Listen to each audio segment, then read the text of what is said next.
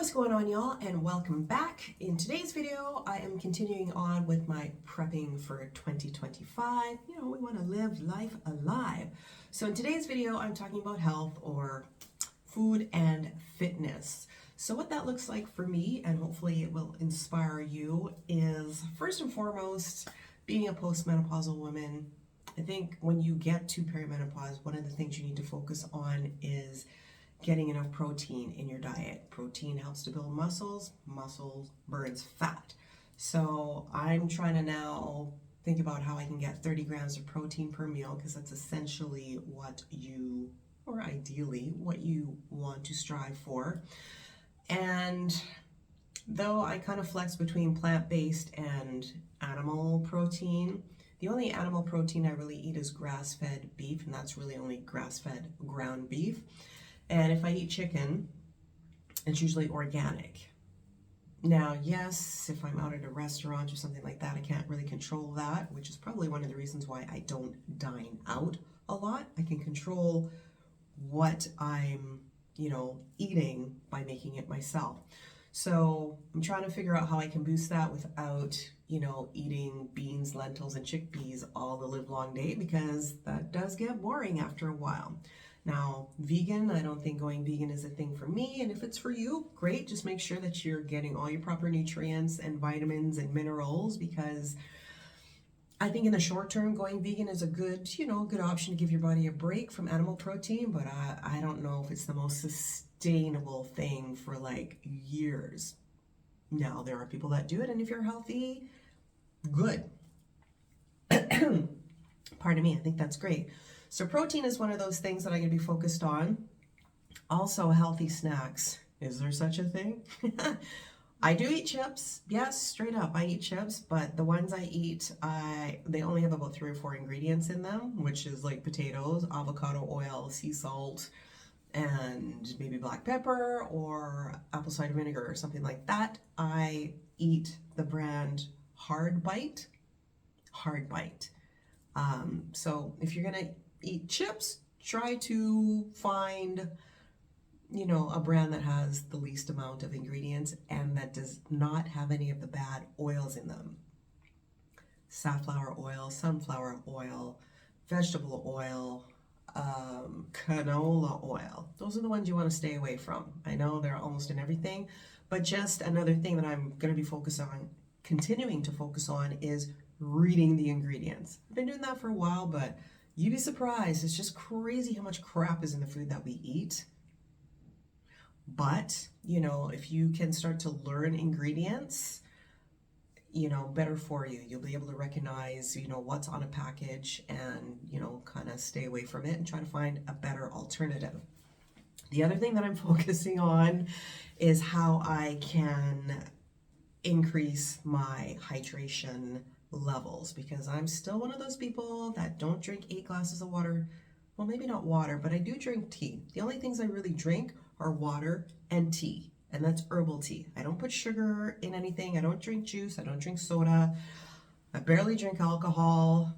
I don't drink coffee. I don't think coffee is the worst for you. It just depends on the time of day that you are drinking it.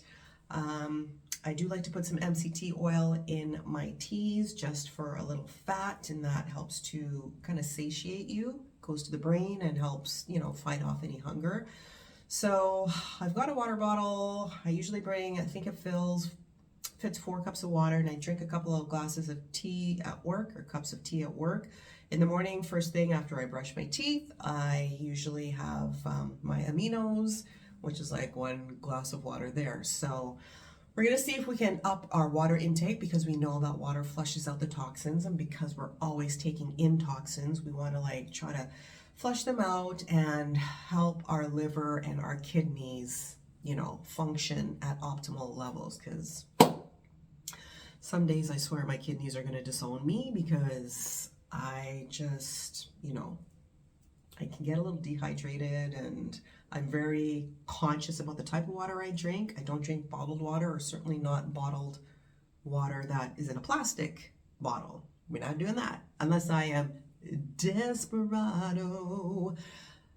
We try to drink out of my stainless steel bottle or a glass.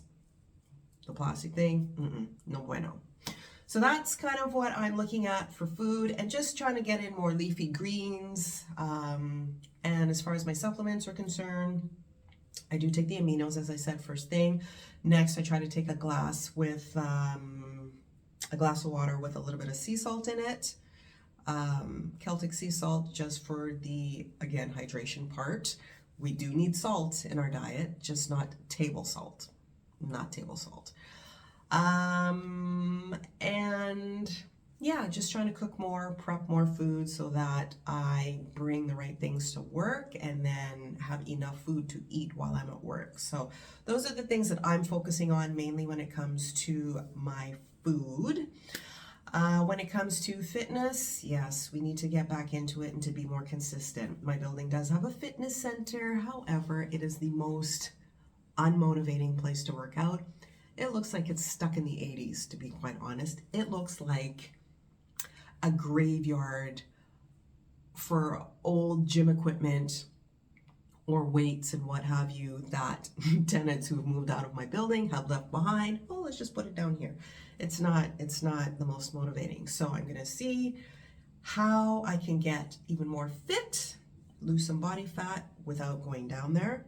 So I have stretchy bands, I have a stability ball, I have a yoga mat, and I'm going to just use my own body weight. I might see if I can find some hand weights, some barbells on like Facebook Marketplace, just for a little extra strength. But honestly, I'm using things around my house. I have a stool that's got like a iron or steel base to it, and that thing probably weighs a good 30 pounds. So I do my squats and my lunges with that. It's a little kind of awkward, but you know, you can fill up your water bottles, you know, or just get some light weights. But resistance, strength training is what I'm going to be focusing on. I'm not the biggest in cardio, but I walk, so I'm getting my cardio in there, and that is also good for the bones. We want to start walking to work again when it's not feeling like the Arctic outside. It's a good 40-minute walk for me. So yeah, walking good for the bones and getting some cardio in, good strength training for me so I can build some muscle. As far as what I'm working on with this body here, we are working on losing or toning. This, you know, y'all probably can relate to some, you know, we got some back fat. We got some back fat we got to lean out. Also my upper thighs. I sit at work a lot, so my upper thighs could stand to lose a few inches. And also because I sit, my glute muscles have softened up. So we need to work on strengthening those as well. You know, my calves are pretty good, my arms, shoulders, pretty good. But we just want to be running optimally health-wise, you know, in 2025 and beyond, because as they say, when you don't have your health, you don't really have anything. So hopefully that will inspire you. Also, I'm considering doing the 3-day water fast that I did last year. I did it at the beginning of January, and that was with Dr. Mindy Pelz, who is a fasting expert. Her first book, I think, was Fast Like a Girl. So if you're just coming up to menopause or you're somewhere on there, she has like 3 books or so that are very informational on how you can fast for good health. The longer you fast, you know, it does different types of healing things. So I'm considering doing that again because that will basically reset my entire system, gut check, the whole thing. Yes, 3 days is a long time, but after, you know, kind of eating a little, you know, not the cleanest over the holidays, but I'm giving myself grace. It's the holidays, you know. It's not something I do all year long, but this is a good way to reset my body, my hormones, and all of that kind of stuff. So Dr. Mindy Pelz, if you've never heard of her, is worth checking out. I'll try to remember to put her information down below. Is that it? Or, I mean, is there anything else? That's about it, but really and truly, like, you know, trying to keep as fit as you can, especially strength training when you're a perimenopausal or a woman over 40 and somewhere on that train there is definitely something to consider. You are not going to bulk up, so please don't think that you are. There is a thing called pretty muscles, and you can have that nice and lean, but toned and strong. We want to focus on strength more than anything, so that you can, you know, lift a carry-on and put it over into the overhead carriage or bin without any issues. You can bend down, squat down, and pick something up and get back up without any issues.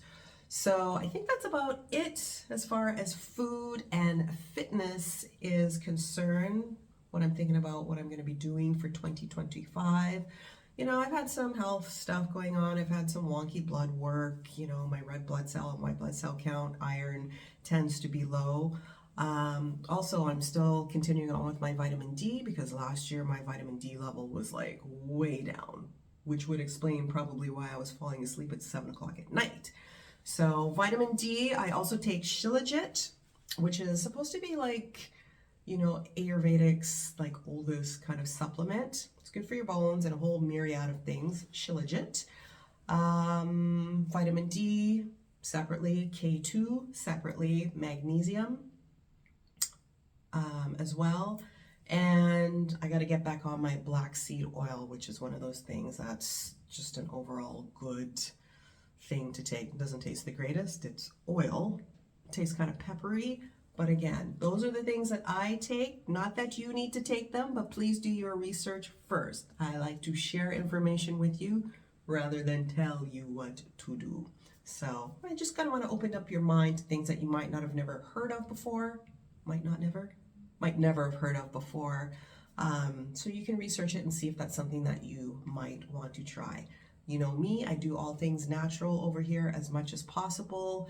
So I would rather, you know, try to find a natural way than pop a pill like a prescription, if you know what I mean. That is just how I live my life, and I feel like I've been doing pretty good for, you know, my age. So that's it. Drop a comment below. Let me know what you think. What are you going to be doing to prepare for 2025? What are you going to be thinking about? What are your goals, intentions when it comes to food? Do you need to eat a little bit cleaner?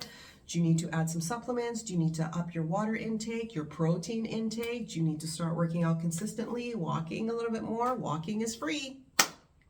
It's free, but very good for you. So it can help stave off osteoporosis, you know, which is something that, you know, we menopausal women can be prone to, you know, bone, joint, all that kind of stuff. So that's it for today's video. Tomorrow I will be dropping another one, and yeah, that is it. To your health. See you later.